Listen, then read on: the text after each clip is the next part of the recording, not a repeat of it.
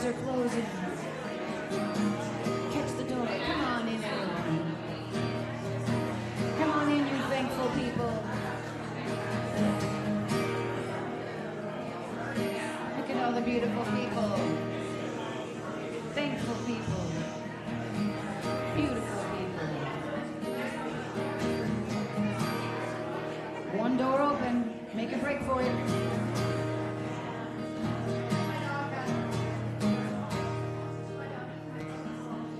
Seconds away. Seconds away. Welcome, all ye thankful people. Hey, sing along in this gathering song. This is an old traditional, and of course I've folked it up a little bit. On guitar. I'm so thankful.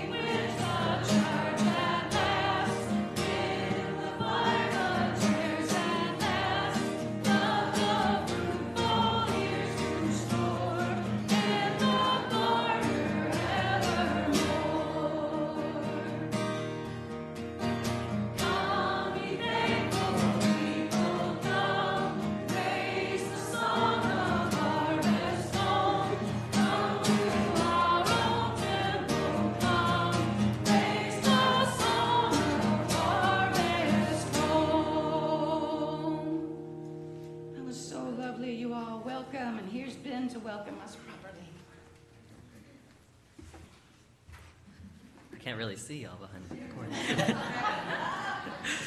Good morning. My name is Ben Hilliard. I'm in the choir. I volunteer with hospitality, the finance team, and the Welcoming Congregation Committee. On behalf of the Unitarian Universalist Fellowship of Fayetteville, I welcome you to this very special Sunday morning service in celebration of the Autumn Equinox and Harvest home. Today's service was put together by Web of Life, our pagan and nature spirituality group. The group was named for the seventh principle of the Unitarian Universalism, respect for the interdependent web of all existence of which we are a part. Web of Life and today's service affirm the sixth source of UU's living tradition, spiritual teachings of earth-centered traditions, which we celebrate the sacred circle of life and instruct us to live in harmony with the rhythms of nature. All are welcome, and a special welcome to those visiting us for the first time today. I hope you are all given the information you needed to feel comfortable. If you did not fill out the clipboard of information in the lobby and want to get our emails, there are white cards in the back of the seats. You can fill that out and we'll send you our weekly newsletter and just put them in the offertory basket later in the service and return them to the welcome table at your convenience. This is a Share the Plate service with the Northwest Arkansas Food Bank, and we will tell you more about that when we do the offering.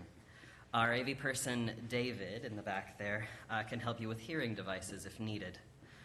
Children and the sounds they make are very welcome in our services, but if you need to step out with them or take a break, there's seats in the lobby, and I sometimes need to take a step out too. We also have nursery care downstairs that's available as well. Please join us after service for the potluck, even if you didn't bring anything. We love feeding people. We are about to enter sacred time. We are going to make this place and time sacred by our presence and our intention. Please silence your phones and other devices.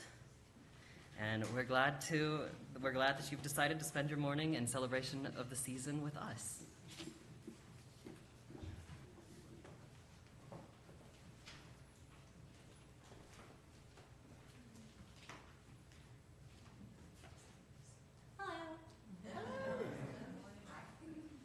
Today is the Autumn Equinox, when the earth hangs in balance.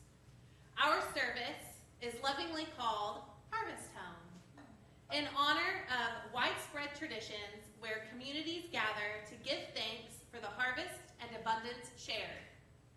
In years gone by, every Lutheran and Reformed church in Pennsylvania, as well as most Mennonite meeting houses, celebrated the gathering of the harvest with a special Harvest Home service occurring close to Michaelmas. There's some words in here that I really struggle with. Michaelmas. To this day, most of these congregations hold a Sunday service commemorating the harvest. The Harvest Festival has its origins in pagan folk rituals when worship and offerings were given to harvest deities such as the Roman god Ceres, the Greek Demeter, and the Celtic Teltiu. Throughout European history, the conclusion of the exhausting labors grain harvest coupled with the safe storage of the season's crop was cause for celebration and Thanksgiving. The term harvest home comes from the Anglo-Saxon harvest, not spelled with a V, with an F. On the British Isles, ancient Celtic and Saxon rituals of harvest frolics, harvest dances, and harvest suppers celebrated the ending of the grain harvest. This was a merry time when, for example, the last grain sheaf became the corn baby and was dressed up and paraded through the streets at the start of the frolic. As is often the case, ancient pagan traditions such as these were in time re-imaged through Christian lens. The old church liturgies from the German Reformation make note of special services for harvest Thanksgiving. The custom was brought to Pennsylvania by the 18th century German immigrants. In German, the day was called Erntedankfest, meaning Harvest Thanksfest, or just Ernstfest. The Pennsylvania Dutch term, Ehrenkernik,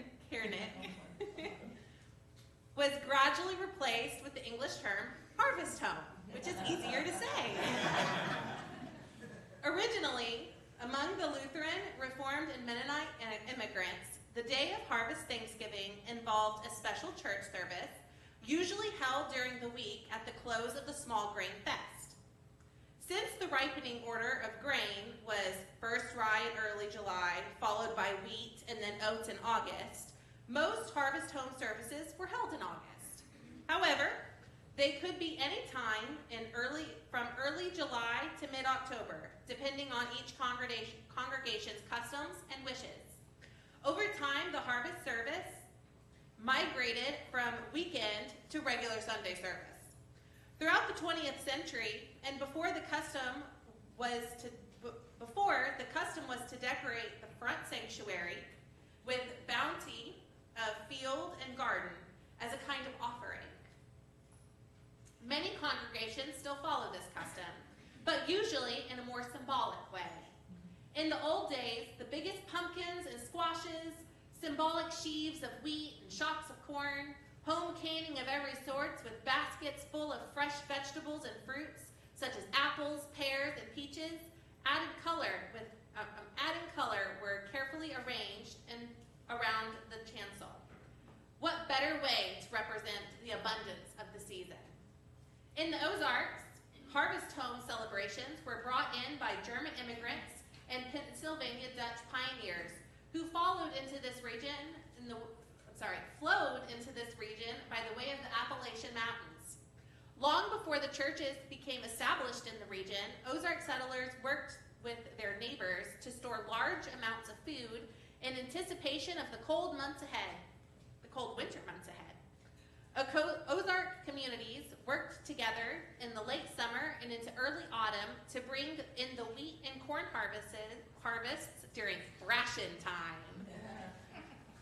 Neighbors also came together to process sorghum for lasses, the main sweetener before sugar was readily available. And oh boy, is it readily available now. Before sugar. And to butcher hogs, which were salted and smoked for preservation. When families came together for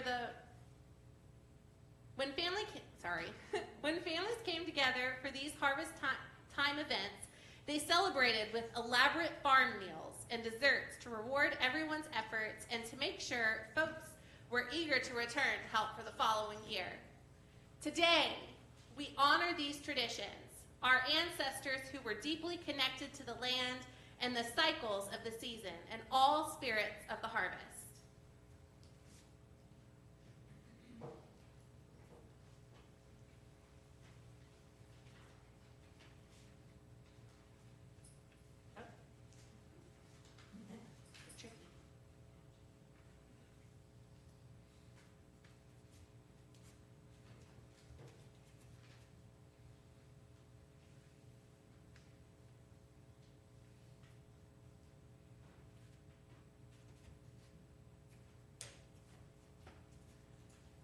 Come, ye thankful people, come. Raise the song of harvest home. All is safely gathered in ere the winter storm begins.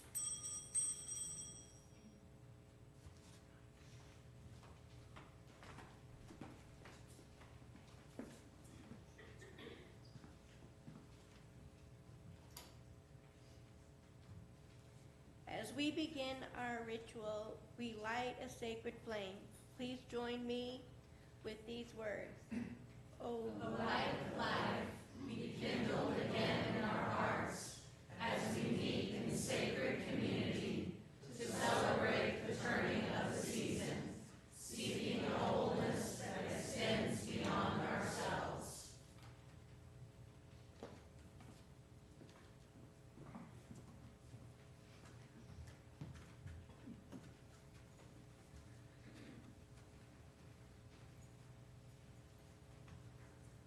Close your eyes,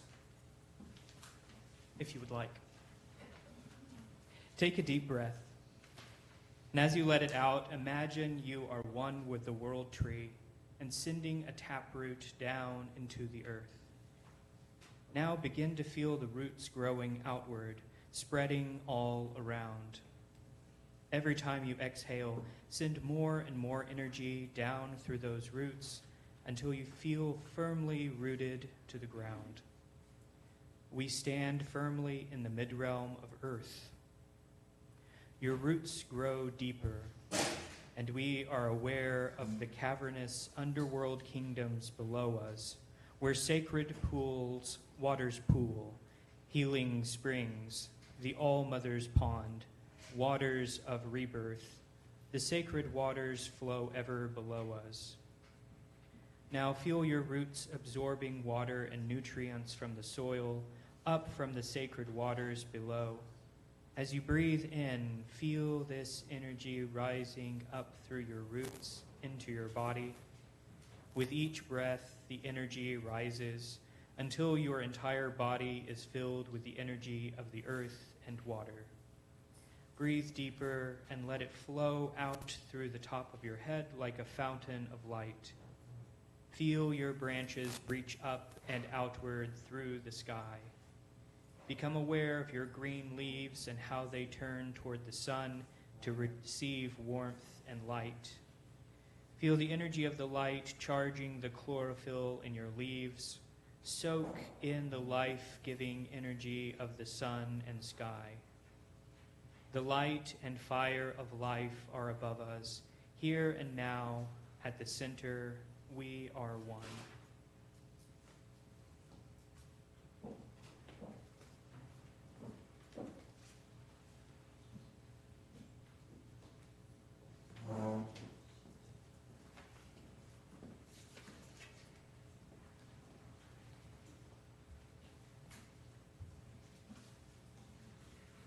So relax now.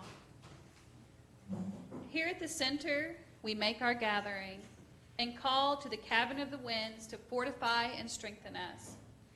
Please rise as you are able and join with the words that are in your order of service and on the screen. While we sing, we will welcome in the four winds with the vibrations of our voices.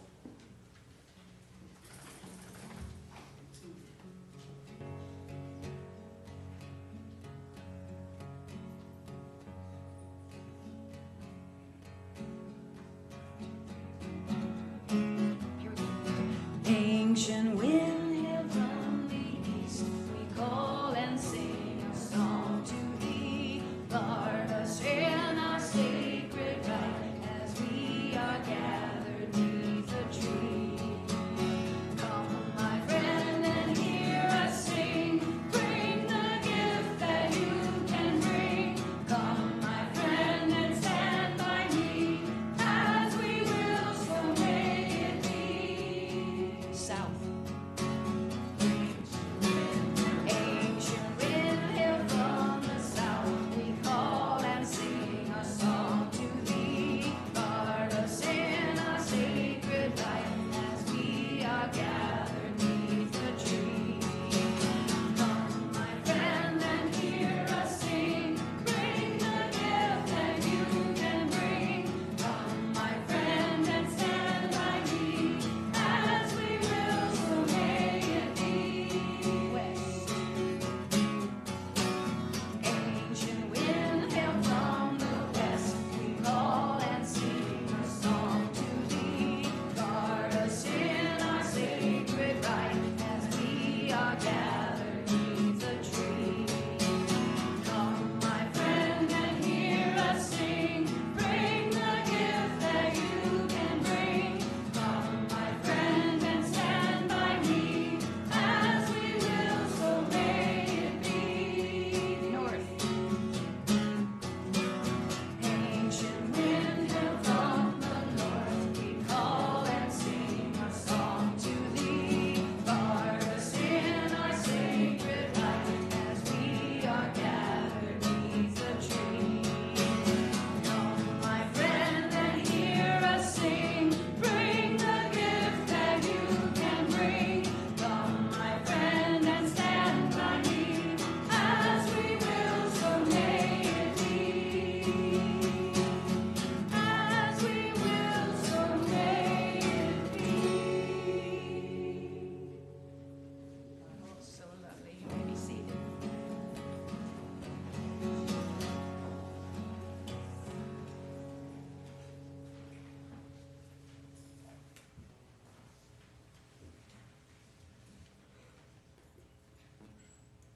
Great spirits of the bountiful harvest, we call upon you. Bless this sacred space with your presence. Fill it with your abundance and fertility. Divine Father, great Mother of the harvest, giver of life and the bounties of the earth, we stand before you with reverence and awe, honoring your endless cycle of growth and rebirth. In your sacred fields, the grains rise and bow. Under your watchful eye, all life flourishes. O nurturing spirits, hear our humble vow to cherish the earth and its gifts to nourish. Bless these fields, these gardens with your touch. Let them yield their abundance in your name. May our hands be an extension of your love, sowing seeds of hope, free from pain and blame.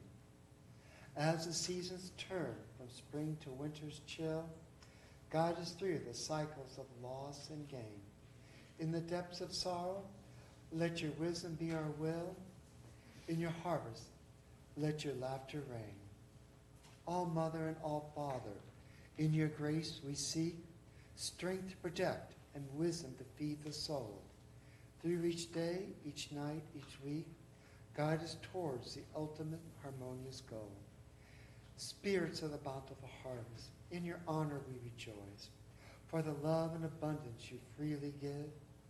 With this prayer we lend our voice. In your sacred name we choose to live. Blessed be.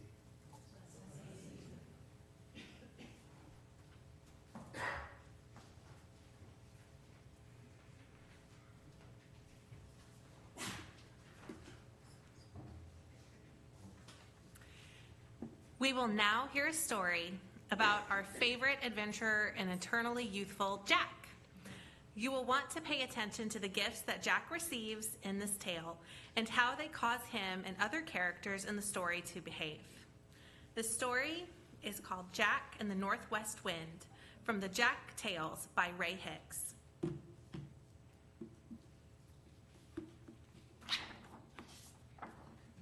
This is a good story.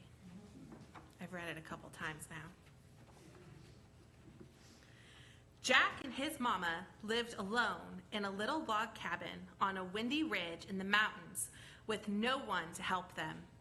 Their food was running out and the north wind was blowing all the time and nearly freezing them to death. The wind howled so long and hard that Jack couldn't stand it anymore. He was so cold and hungry, he wanted to leave the cabin and go out on his own. He wanted to take his old raggedy cap and stick it in the hole where the wind came out. I know I have felt that way before. But his mama wouldn't let him go. "No, Jack," she said, "you're just a boy and too young to go out on your own. If you leave, there will be no one to help me at home. If you stay and take that old pole axe and get the firewood in, I'll let you go out on your own soon enough."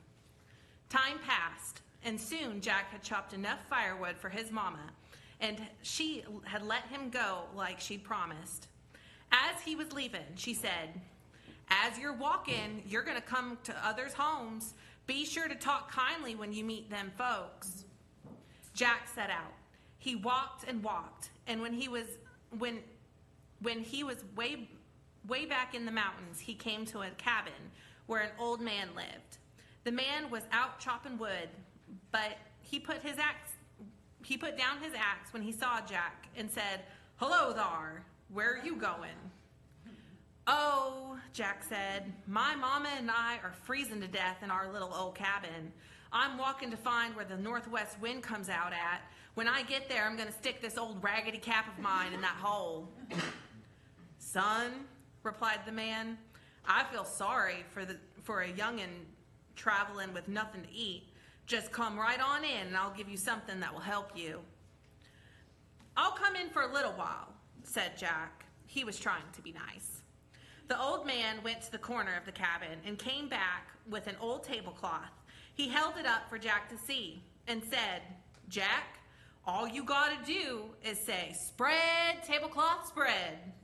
And this cloth will come on with all the vitals you need and you won't have to work for it no more." Jack looked down at the old man and said, "I don't believe in things like that."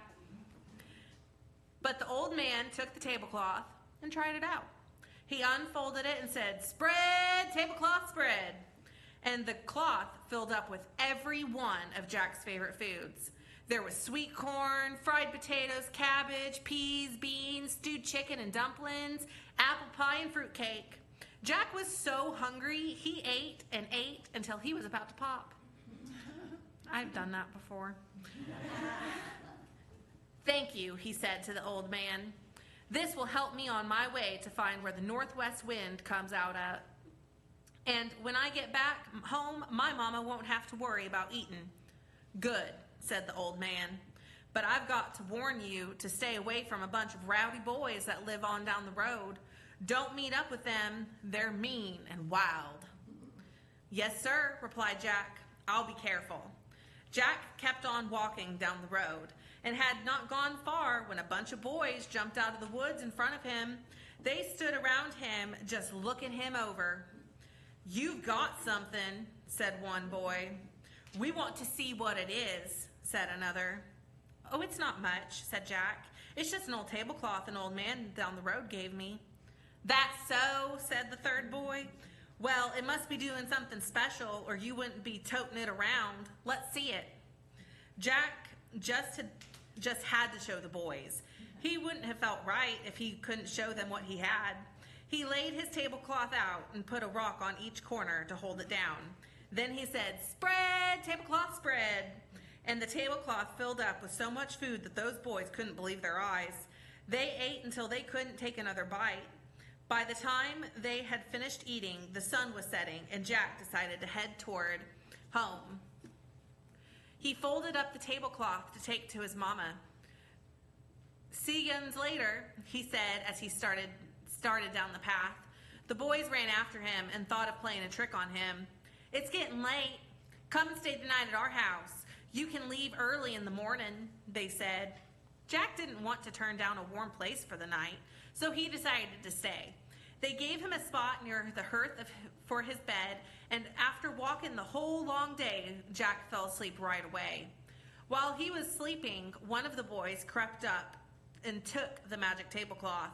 He left another old cloth that looked exactly like Jack's in its place.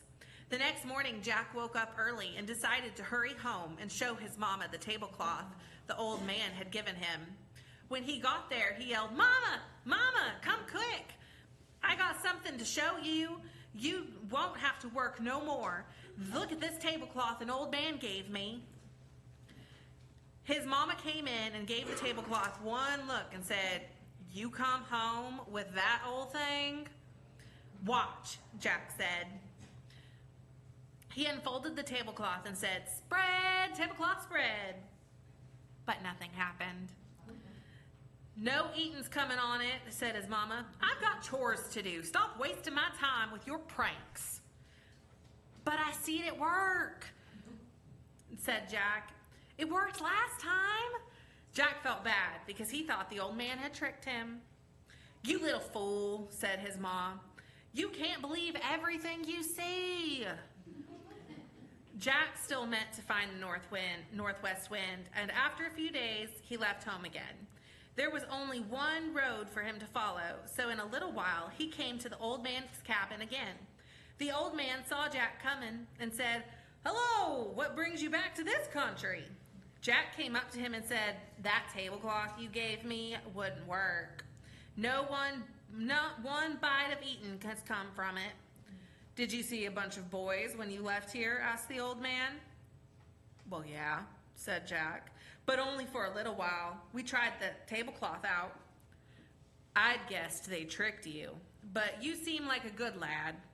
I'll give you my hen." The old man went to the corner of his cabin and came back with a bowl and a hen. "Take this bowl," he said to Jack. "Hold it under the hen and watch." The old man picked up the hen and said, "Come, golden eggs, come." I wish I had a hen like this. Jack couldn't believe his eyes when the hen laid a golden egg. He couldn't believe his ears when the old man told him to take the hen home with him. "Be warned about them bunch of rowdy boys down the path," said the old man as he waved goodbye to Jack. "Goodbye, and thank you, I'll be careful," said Jack. Jack was happy and whistled as he went down the path with his hen tucked under his arm. But those mean boys were laying in wait for him. They jumped out, blocking his way on the path. "Gaw, we'd like to see that hen," one said. "Oh, this is just a hen I'm taking to my mama so she won't go hungry, being as my tablecloth didn't work," said Jack as he kept walking down the path. The boys surrounded Jack, and one said, "Now, Jack, we ain't gonna hurt you or nothing. We just want to see what that hen of yours can do. Let's try her out." Jack was still excited about seeing the hen lay golden eggs, so he couldn't help himself. He took that hen from under his arm, and he said to one of the boys, "Hold out your hands, both hands together." When the boy struck his hands under the hen, Jack said, "Come, golden eggs, come." A golden egg came right out onto that boy's hand. "Wow," said the boys. You gotta stay all night and show Mama and Daddy and all the other children. So Jack went home to the boys again, because he can't learn a lesson. When he was asleep, the boys tiptoed over and left their old worn-out hen in place of the one laid the golden egg. It was easy to switch an ordinary hen from Jack's, since they looked the same. The next morning, Jack set out from home, and when he got there, he hollered, "Mama, Mama, come out, come and see this hen." His mama rushed and was happy to see that Jack was safe.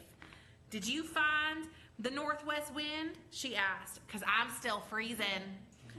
"No," said Jack, "I can't find the wind, but when I got to the old man's house, he gave me a hen." He handed his mama an old bucket. "Here," said Jack, "hold this bucket under the hen and watch." Jack said, "Come, golden eggs, come." Jack's mama watched, but nothing happened. Jack raised his voice a little again and said again, "Come, golden eggs, come." His mama straightened up and said, "Stop wasting your time and do some chores." This time Jack knew the boys had stolen his hen, and he swore he would go back for her. He stayed around and helped his mama chop firewood for a while, and he put a few more nails in the board on the cabin to help keep out the northwest wind. But the wind kept on blowing and blowing. He started thinking he would go back and get his hen from the boys. "Mama," Jack said one day, "I gotta go get my hen, and I gotta find the northwest wind and stick my old raggedy cap in that hole where it's coming out at." "I know I can't keep you home, so just go on and waste your time. But be careful. There are mean people out yonder that will harm you," said his mama. "I'll be careful," said Jack, as he hugged his mama and left home. The northwest wind was blowing him along the path as he headed into the direction of the old man's home. Jack didn't want to see that old man again, and he decided to keep going so he could get to the northwest wind. He headed off the path to follow a shortcut through the woods, but the old man was outside trying to gather sticks for his fire and saw Jack. "Hello there, Jack," he called out. "Are you still a-trying to get to the northwest wind? I give you the hen that laid golden eggs so you could get a little money and fix up your cabin for you and your mama. Why are you still out trying to find the wind?" "Well, said Jack as he twisted his raggedy cap in his hands. "Well, you know, that hen you give me, I showed it to my mama, and it must have been wore out. It wouldn't do a thing.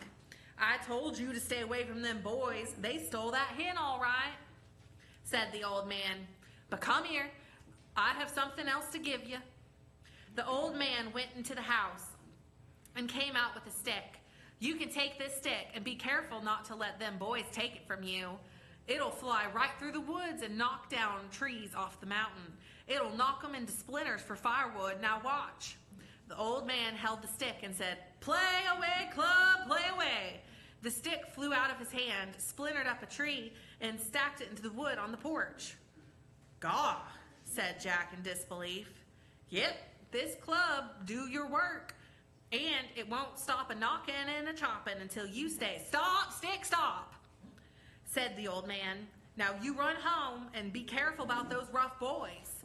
Jack headed down the path with the stick under his arm, but those boys were waiting on him down that path because they knew that old man would give Jack more of his magic. "What do you got?" asked one of the boys. I bet that's not just any old stick. You just come from that old man's place. I bet it'll do something like the other stuff he give you. Let's try it out. Show us." "I ain't got nothing," said Jack. But then Jack saw the boys had been trying to chop wood with a dull poleaxe, and so he said, "Well, all right, stand back. I got to be careful with this stick." The boys stood back, and Jack said, "Play away, club, play away." It flew into the air, and splinters started flying. It knocked down trees, chopped them into firewood. The rowdy boys' eyes almost popped out of their head. "Daddy's coming home soon. Jack, you gotta stay with us and let him see this stick." Jack decided he would spend the night with them again. But this time, he'd sleep with the stick he held in his hand. He was so tired, he fell asleep before that boy's daddy got home late that night. The boys couldn't wait until morning to show off Jack's stick. So while Jack was sleeping, one of them slipped the stick from under his arm. He held it tight in his hand and said, play away, club, play away. The stick flew right out of the boy's hand and started beating the house down. It knocked around and made the biggest fuss anybody had ever heard. I lost my spot. Oh, here we go. The rowdy boys and their daddy and mama started yelling and running around. They didn't know how to stop the stick from breaking everything into pieces. There was such a racket that Jack woke up. When he saw those boys had the club, he said, I'm gonna let my club play away and beat the roof off your house till you give me back my tablecloth and my hen. The boys were so frightened they ran to fetch the tablecloth and hen to give them back to Jack. As soon as they did, Jack said, "Stop, stick, stop." The stick stopped and flew into Jack's hand. He picked up his hen and tablecloth right then and there and headed home. When Jack got home, he showed his mama how the tablecloth could spread as much food as they could eat, and how the hen could lay golden eggs, and how the stick could make sure they had all the firewood they would ever need. Jack and his mama lived just fine after that, even though he never did find out where the northwest wind came out. Yay.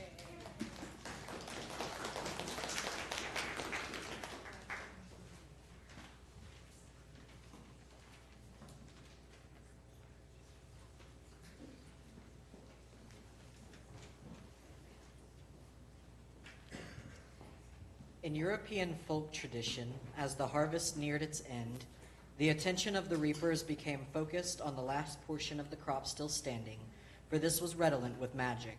It was where the corn spirit had taken refuge after being displaced by the harvest. Thus, the last sheaf to be cut was often shaped into the form of a human figure, dressed in clothes and adorned with ribbons. Depending on the view of the particular community, the spirit in the sheaf might be seen as old or young. If old, it was in the sense of ripe and mature, and then the figure made from the last sheaf might be called corn mother, harvest mother, grandmother, baba, or even the old man. If young, the corn figure was seen as the child that has been delivered from its mother when the sickles cut its corn stalk's umbilical cord. In this case, the figure might be called the corn maiden or the kern baby, after kern, which means kernel or grain in Scots and Northern English dialect. In Germany, the birth of the corn baby was even enacted with fake labor cries, newborn wailing and all. In the Ozarks, it's unknown whether these corn dolly labor cries, it's unknown whether these corn dolly traditions survived, but Brandon Weston notes that farmers today are sometimes known to give a certain portion of their crops back to the land. Weston recalls an encounter with a farmer who left a 5 by 5 foot square of unharvested corn for the animals and to keep the little people happy. These offerings, which serve to give back, are believed to bless the land for the following year. Historically, the last sheaf and corn dolly had a magical, fertilizing influence that was put to use in various ways.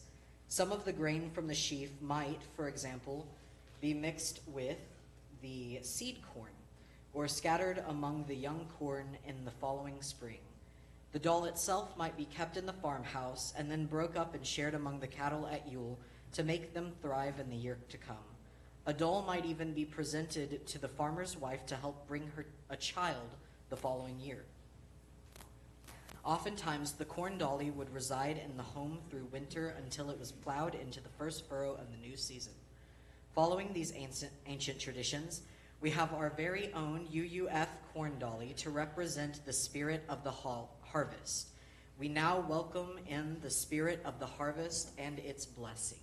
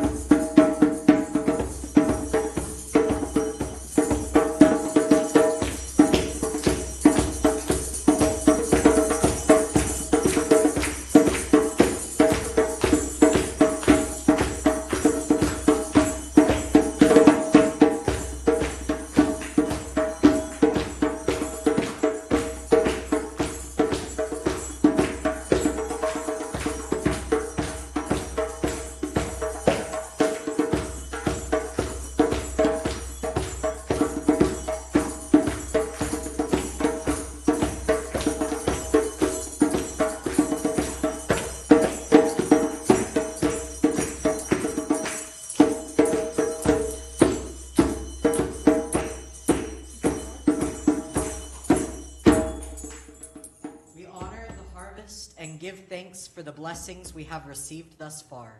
May the spirit of the harvest bless us all with health, happiness, longevity, and endurance. May the spirit of the harvest bless us with a vibrant and supportive spiritual community so that we may feel the impact of our intentions and actions beyond ourselves and into the broader world. Blessed be. Blessed be.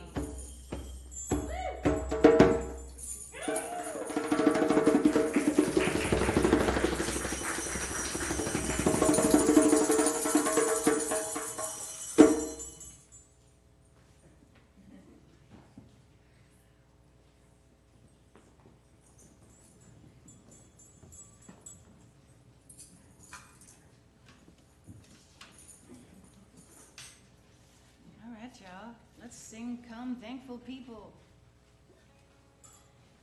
Stand if you're willing and able. 1, 2, ready, go.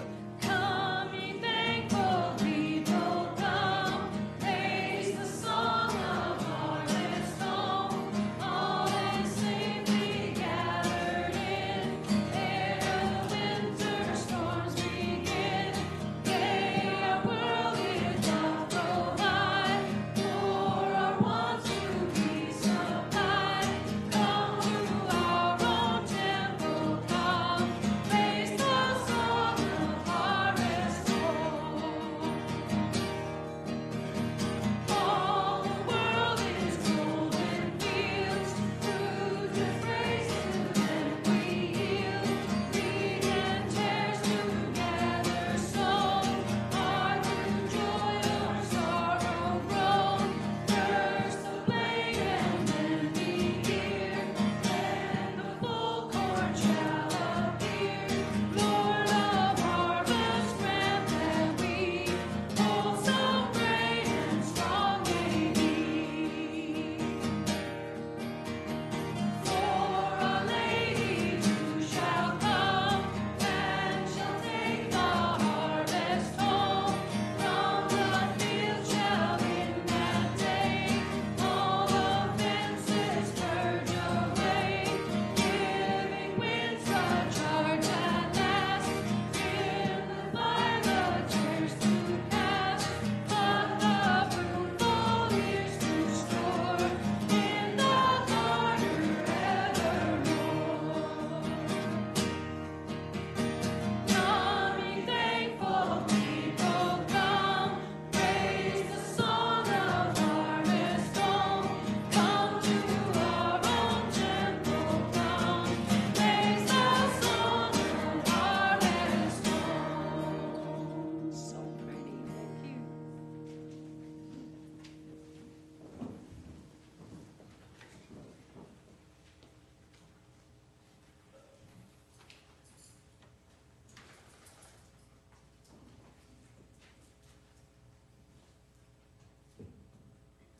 Gratitude is the lens through which we recognize the abundance in our lives and the value of what we have received.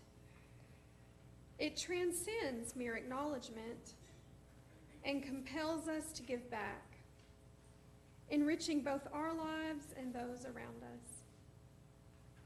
By sharing our unique gifts, we set in motion the magic of transformation.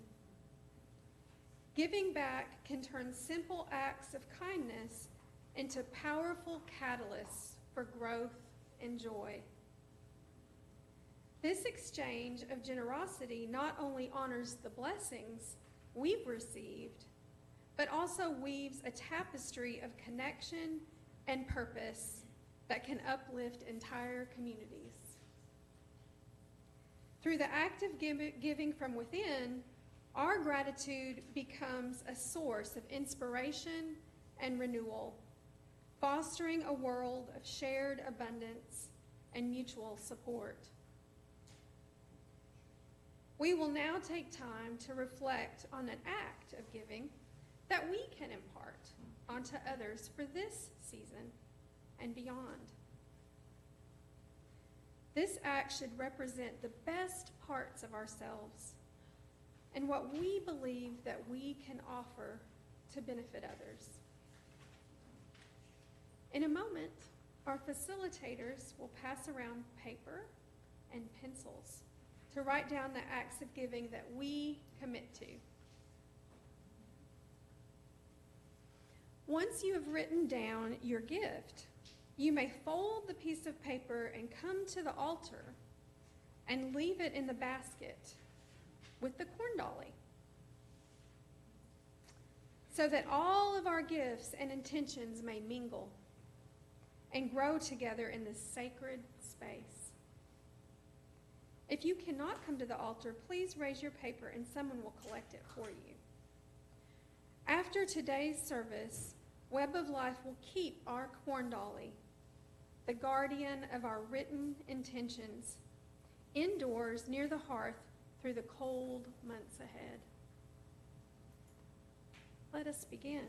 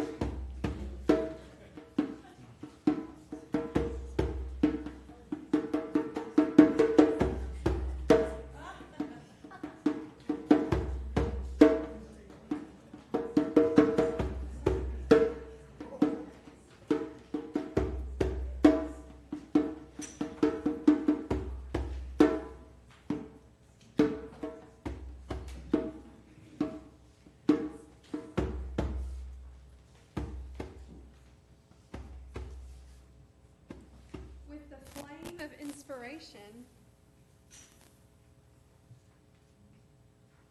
May our intentions hold true and our gifts bring joy to the lives of many. So may it be.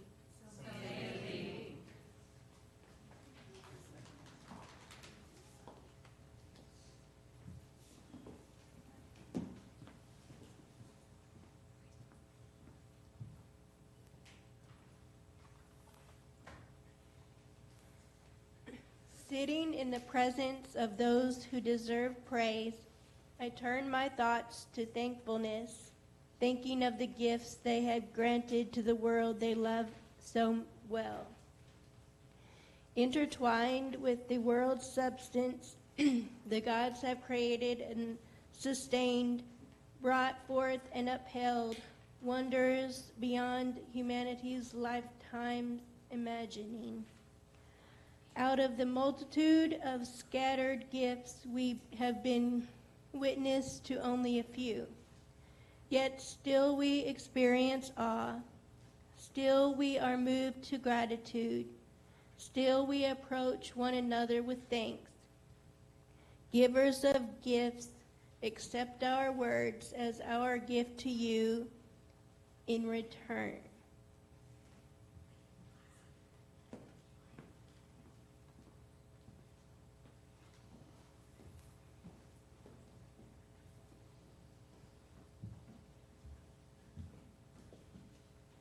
Please rise as you are able as we sing farewell to the four directions, the four winds.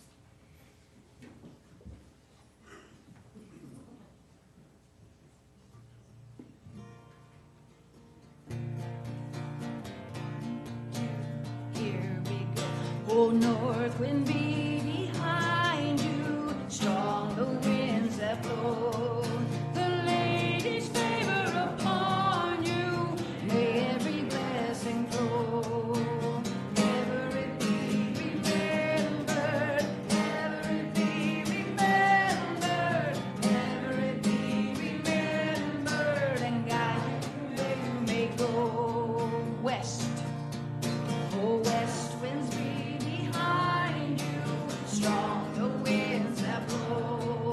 The lady's favor upon you, may every blessing flow.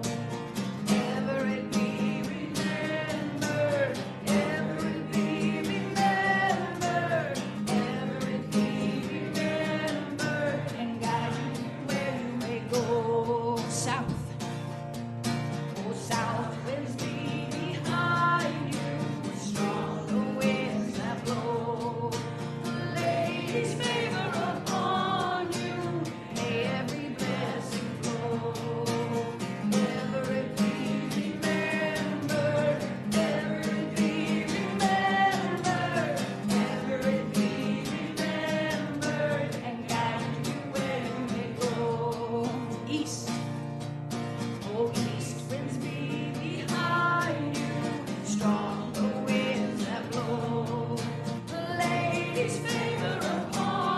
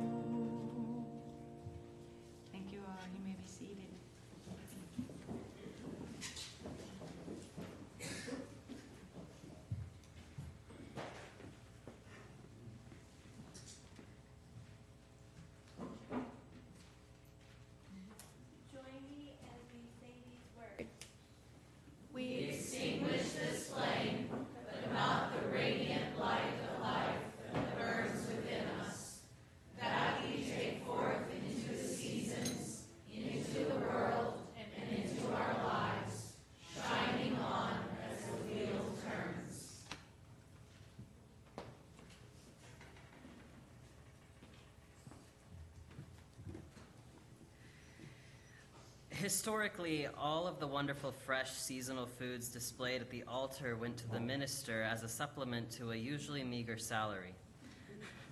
One informant wryly noted that the practice died out when the minister's wife objected to having this mountain of raw vegetables arriving at the parsonage because she would then have to preserve it. So the custom arose of donating the food to church orphanages and old age homes instead. Nowadays, many churches gather in commercial canned foods and non-perishables, usually them taking to local food banks. To honor this heritage of giving, this week's offering will be shared with the Northwest Arkansas Food Bank. The Northwest Arkansas Food Bank currently has more than 110 agency partners ranging from food pantries, soup kitchens, shelters, and many more. In 2022, they distributed more than 13.8 million pounds of food to those in need through our agency partners, Feed Rogers, mobile pantries, and school pantries. A donation of $1 will help provide up to 3.5 meals. Let there be an offering to sustain and strengthen this, our fellowship. Please note share the plate in the memo of any checks going to the Northwest Arkansas Food Bank. Do I just go ahead and do announcements, or okay, just wait? Okay.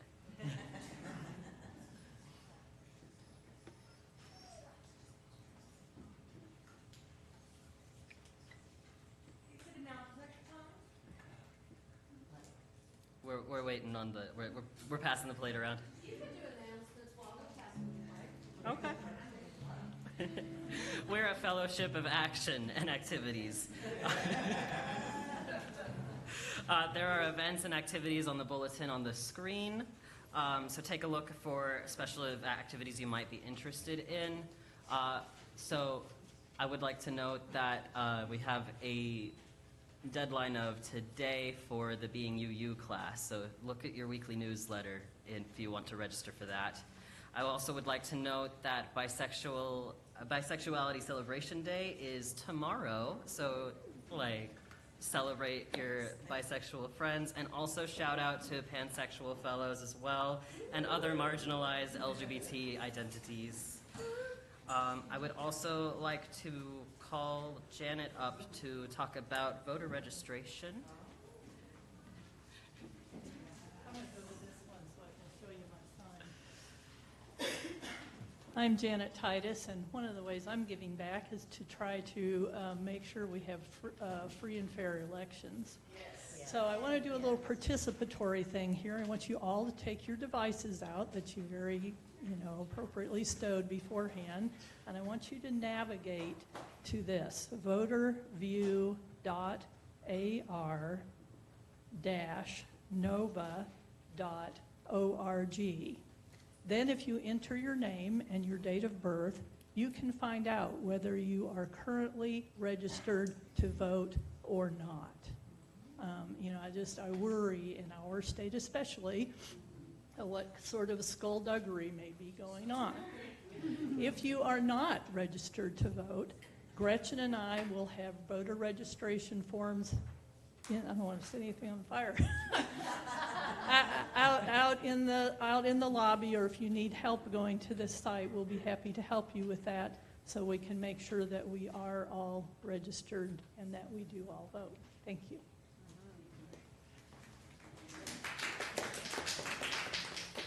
Reverend Renee also has some words to say. All right. There is, I don't see it on our calendar, but there is yoga tomorrow night at 6 p.m. here.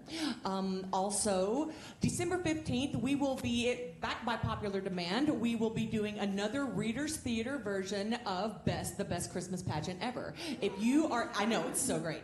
If you are interested in being involved in that, we want it. We want you to be involved in the best Christmas pageant ever. I feel a little ironic saying that on the Pagan Sunday. That's okay. And I... So they should see me if you want to be in it. Yeah, Annette's the one. Annette's directing this year, and so we would love to love for you to participate.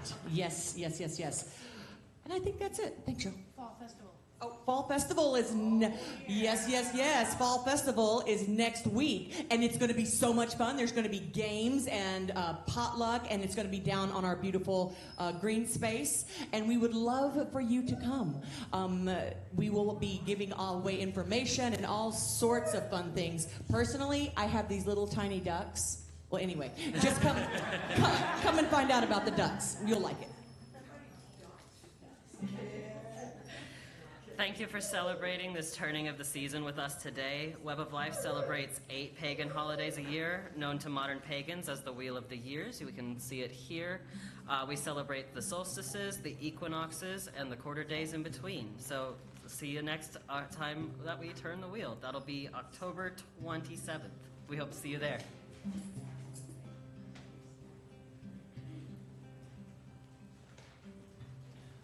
Please rise if you are able, and we will end our meeting with this kind of a song prayer to send us on our way, and energy to the earth and our corn dolly intentions.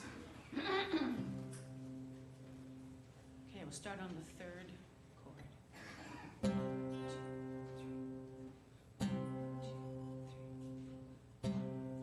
Oh, kindred, now our meeting is over.